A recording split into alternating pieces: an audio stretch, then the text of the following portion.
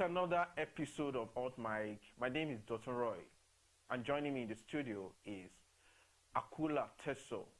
Akula Tersoo is the convener of Tea Progressive Congress, and he will be joining me to discuss the continuation of the previous conversation around who are those behind the killings in Benue State and Pleatau.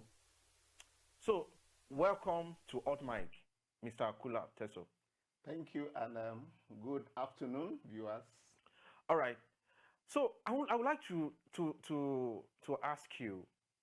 You know, you were supposed to be on this podcast previously, but you were kind of indisposed. But today, I would like us to hit the nail on the head.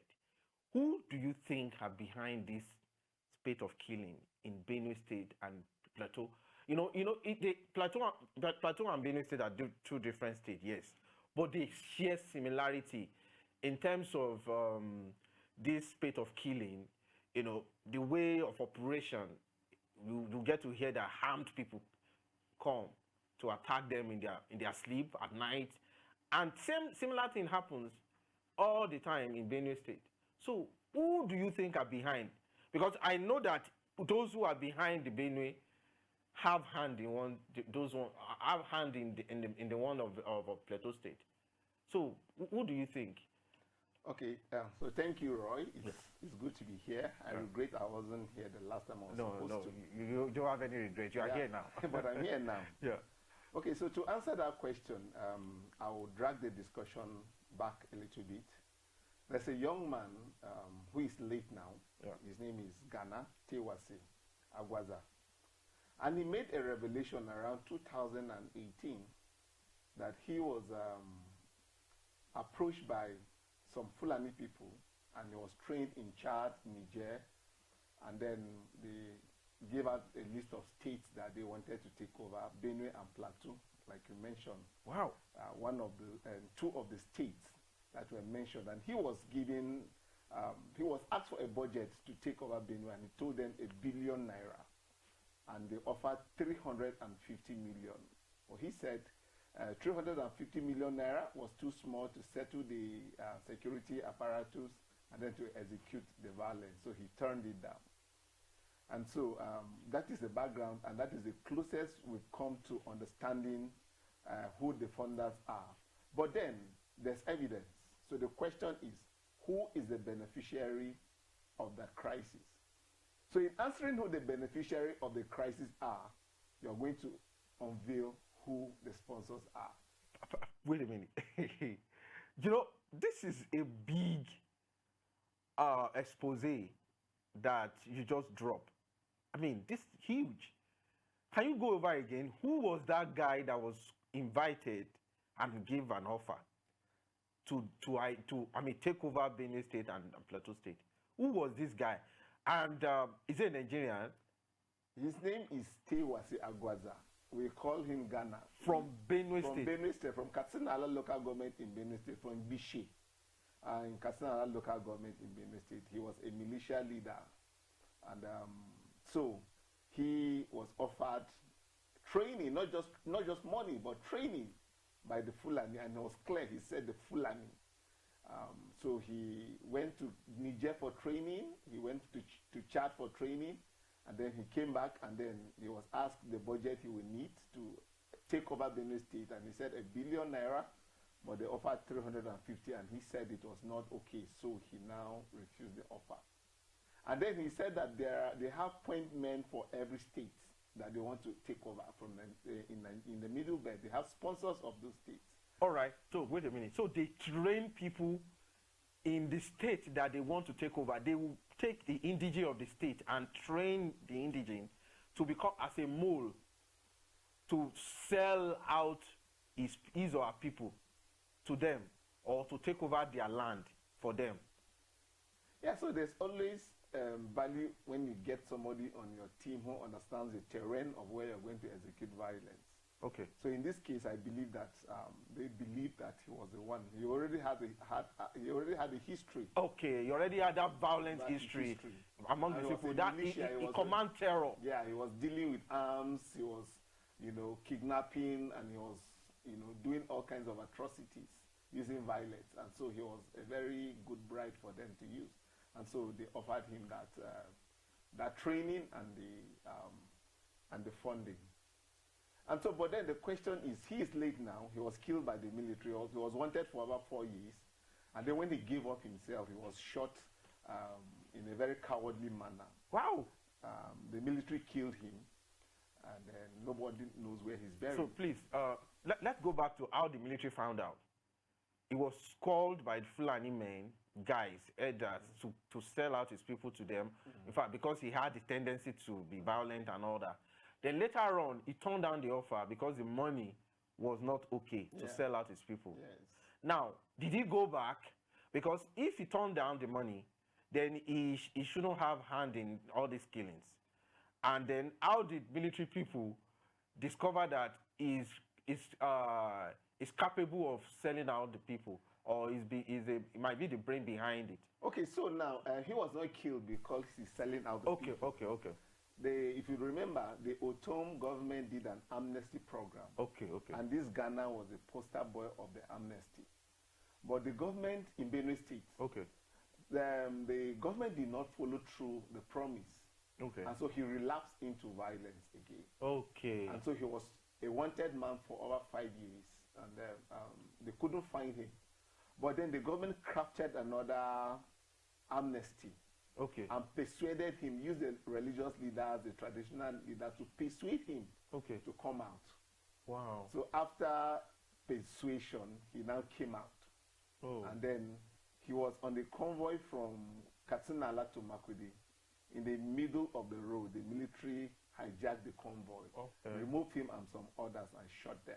Oh. So it was not that they saw that he was betraying his people. Okay. So they came for him. All right. So he was never part of the killing by the Fulani. As a matter of fact, when he was alive, the level of incursion into Benue State around that axis was checked. Because they knew that he would counter their plans. Somebody was there to counter their plans, and somebody understood their strategy. Remember, he was part of their training. Yeah. So he would understand their way of operation. So his death has created a loopholes for them to operate, right? Yes. And what his death did was that it created Hydra heads, because he had generals under him.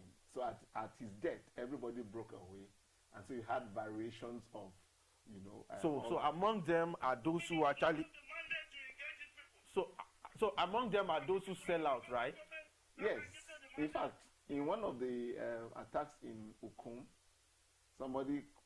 they were saying full fire and all the other militias in that area for having a hand in the incursion in the local government as of that time. But to be honest, I think the issue is a little bit bigger than Ghana. Okay. But there is no way you will discuss this matter that his name will not come up. Yeah. That was why you started with it. Yeah, you cannot. It's not actually that is the brain behind, or was a mastermind. So let's continue this conversation. So you need to look at who is the biggest beneficiary of this incursion, of this killing, to place your bet on who the sponsors are. In my own opinion, and from the evidence that we have, is clearly the people who have cows, the Meiti Allah. And it is sad because they have come out to claim responsibility and even given ultimatum or given conditions for peace to return to those areas. And they go on national TV to issue these conditions. All right, sorry, let me cut you short. You mentioned Meiti Allah. Yes. So how did he come in, please? Please go over again. So I think that from evidence, right, to answer who the beneficiaries are, of this crisis, massacre. To answer who the sponsors of this crisis are, you need to ask who the beneficiaries are. Exactly. You need to identify. We need to know them. The beneficiaries, and clearly, the cattle herders are the primary beneficiaries of the crisis. Of course. But then it's also a step higher than that, because the body responsible for the cattle rearing in Nigeria have come out to claim responsibility not once, not twice of attacks, and they have come out to issue conditions for peace to happen, including in Benue State and in Pleatau State. They go on national TV and say for peace to reign in these locations, this is A, B, C, D must be done. In Benue State, they said that the law against open grazing must be repealed. And then these people go away scot-free. So you don't have to look for a torchlight to look for who the sponsors are. There they are, claiming responsibility and benefiting from it. So if you want to ask who the beneficiaries are, I would point you to Meiti Allah. Okay. And they are not shy about it. All right. And that's first.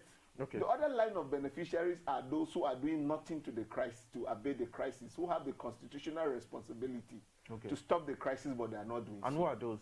They are the government, the politicians, the military.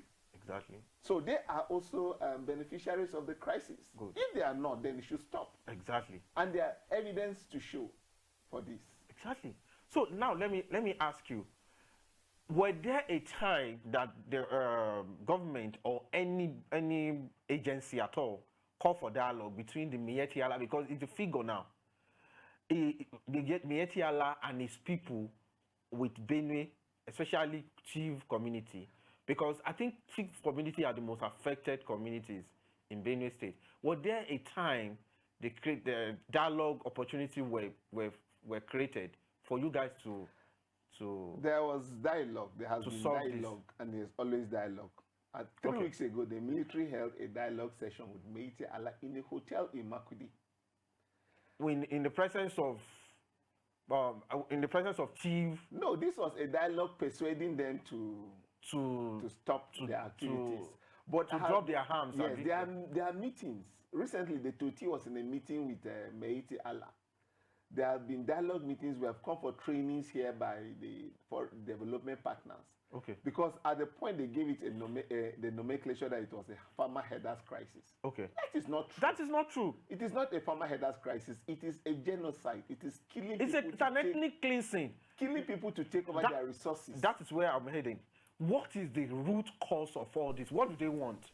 What do they say they want? Because that's what should form the basis for the dialogue. So to say what they want the 1930 open grazing system that gave them access to grazing routes, to be implemented. The question is, the population has exploded. You cannot have grazing routes. There's nowhere in the world that grazing routes are sustainable. People are ranching their cows all over the world, but they are refusing to ranch their cows. But then there's another dimension to it. There's a dimension of taking over these communities and exploiting the resources of these communities. So it's more than cow rearing that is going on. Yeah. When they take over, they sell economic creeks, they occupy the houses, they dig the mineral resources in these areas, they farm, they harvest what farmers plant before they leave. So that is a real situation. So they discovered that there is resources that they can take over on Tiv land. In fact, the governor of Nasarawa State in the public broadcast said that they find the River Benue attractive.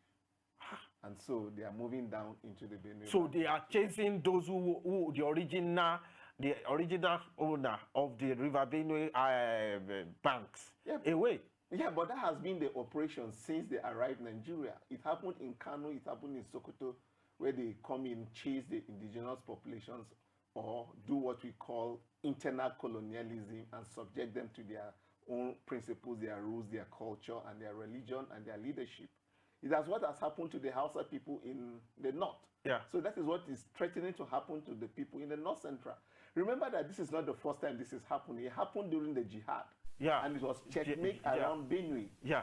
So because of Benue, the other when they were coming, that was why they could not cross over to the south. Yes. Benue, because it was former Benue, all this Kogi. Even before we had Benue, all this Pleatau, Igala, all of you guys were all Benue before. So you were the one that checkmated them from crossing the River Niger to the south. They wanted to extend. It was a history. So it's a long-term strategy. Yeah. It's a strategy that they want to accomplish by all means, so that even with the creation of modern states and the modern instruments of government, they does not be able to check that strategy. Exactly. And you can find out that, there's evidence that you can see that it's been happening with the collusion of the military. Yeah. And the other agencies.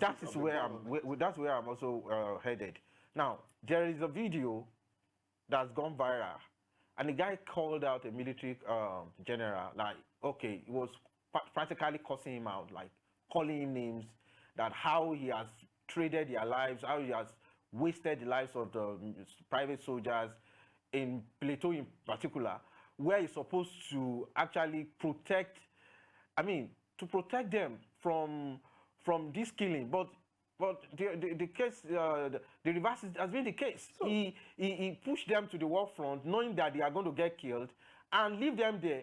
And in fact, it practically allowed these people to overpower them at their base. Yeah, so why would that happen? Why are they selling out? That is a strategy. And in Benue, so you mean some of the Miyetti Allah guys are within the military? So let me tell you something. Let me tell you a story that happened in Uday about 4 weeks ago. Okay. They arrested a Fulani militia. Okay. And was riding the bike of the military guy who was stationed in Uday.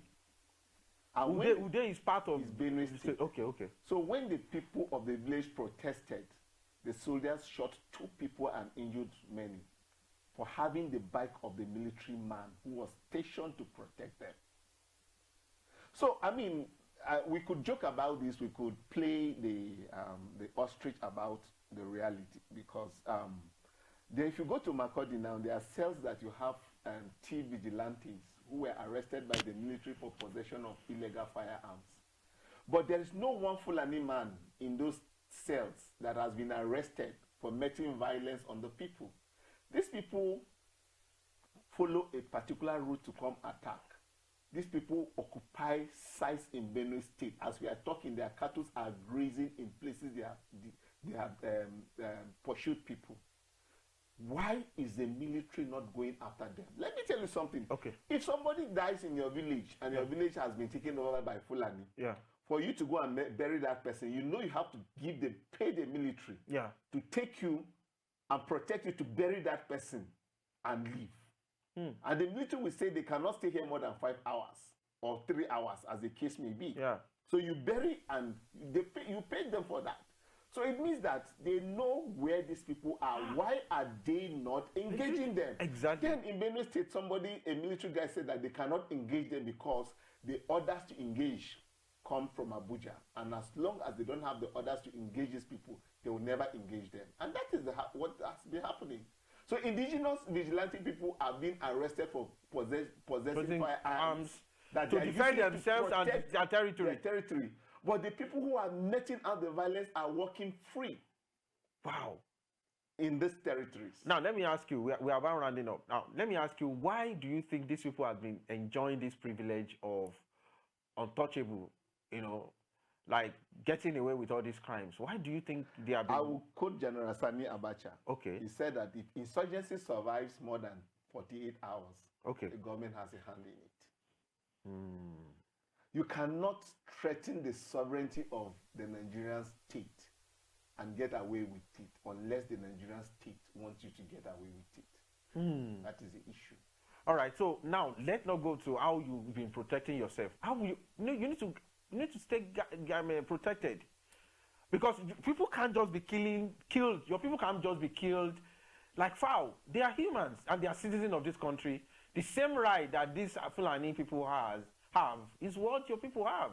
So I think there have to be what is called self-defense at this point. My people. So what are you doing to make that happen?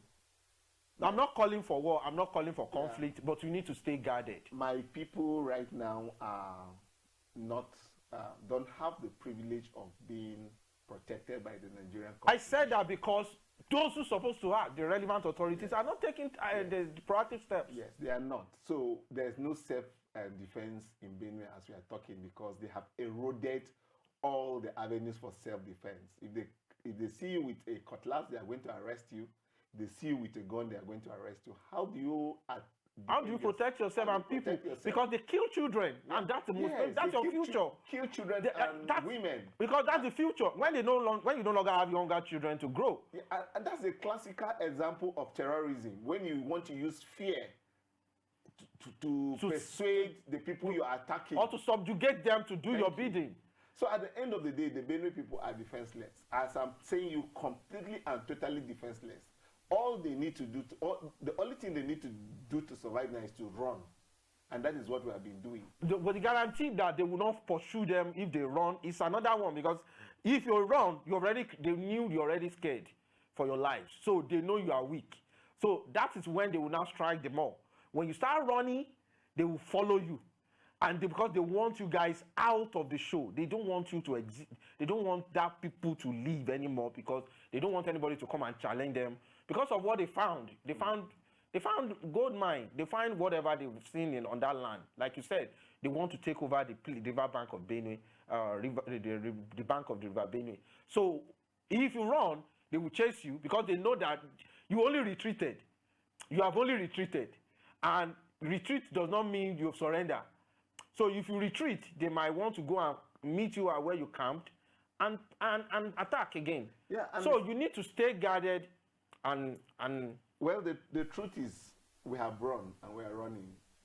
In Way West, out of the council wards, it's only the one that has the local government headquarters that was not attacked, but it was attacked 4 days ago.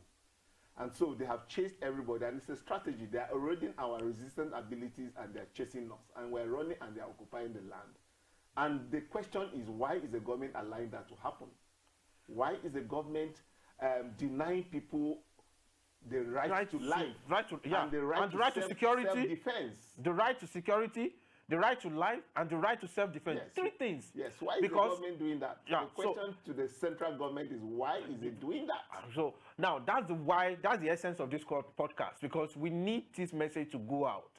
We need the relevant authority to take action to protect the people of Benue and Pleatau State, because if we overlook the Benue and say, okay, it's only Benue, the impact of this attack is already being felt.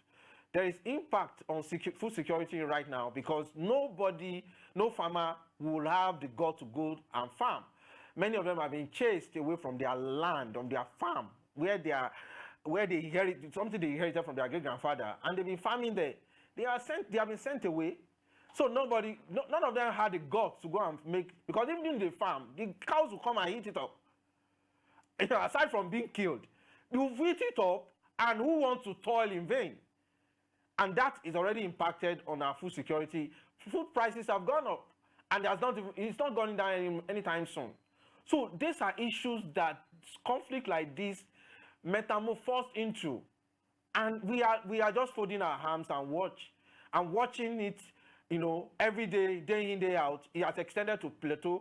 Now from there, it has gradually moved to the southwest, because I heard stories of how they attack communities in Ekiti and Ondo, Kogi, and even in Akula. They have to come out en masse to protect that. They must do something, because and then they even surrounded the state in Ondo State. All the hills in those states, they have stationed themselves there. No, I don't know why. I still don't know. No, let me ask you one final question. Why do you think these people are doing what they are doing? What do they want? They want to... Is it religious domination, or is it for... Because when they take over your land, to what end? Well, I think that that question you must answer it within the nature and character of the people you're dealing with. You're dealing with the people who perpetually want to lord over others and who think that Nigeria is their own. Oh. And every other person is just a visitor, and they can get rid of you when they want to get rid of you. So you're dealing with a hegemony that is not just proud, that is very brutal, that is very organized, whose modus of operandi has been perfected for over 200 years, who understand what it means to take over lands, because they have done that successfully in the north of Nigeria. And you must understand that their ambition has always been to take over the whole of Nigeria. And you are dealing with the people who regard themselves as stateless. You are dealing with the people who have immense resources at their disposal. You are dealing with the people who can organize across West Africa, and who have the ability to threaten the hegemony and the sovereignty of every nation. You are dealing with the Fulani people. And you need to understand that it is their nature and character to always roam around and to always dominate. All right. Now, I like the fact that you mentioned Fulani. Now, there are also misconceptions somewhere from quarters, like that they are not actually Fulani people behind this, that some people have hijacked it to paint Fulani people bad. That's a lie. That's a lie. That's a big lie. There is no evidence to the contrary. For all the communities attacked, for all the people kidnapped, for everyone apprehended, they have the same distinct ethnicity, Fulani. Let nobody play pranks about this. Let nobody tell you no lies about it. I am not here to brand the people bad, but I'm here to tell you that the people who are perpetuating this act across Nigeria and in Benue State precisely have a distinct identity, and they are Fulani people. Nobody has been able to try to dispute that. Right. That's the evidence. All right. Thank you so much, Mr. Akula, for coming on Hot Mic today. Honestly, it's been refreshing. These are questions that a lot of people have been willing to ask and get the right answer to, and you have been able to nail it on the head. Because I think at this junction, it's important that we take the bull by the horn and hit the nail on the head and say no to killing of innocent lives, because some people feel they are entitled to their land, to their properties. We must say no to it. We must say no to it, and government and the relevant authority must act now before it's too late. And this is where we wrap it up on Hot Mic on this episode, and we look forward to more episode on this. Just end it. Just end it. Just end it there. Just end it. Just end it. Or can I redo it again? Can I redo that part again? Okay. All right. This thing is getting into me. Honestly, I'm annoyed right now. There are a lot of points that government needs to take, that action authorities need to take that they are not taking. Honestly. All right. So this is where we wrap it up on this episode of Hot Mic. Till I come your way again, I remain your host, Dotun Roy. Bye for now.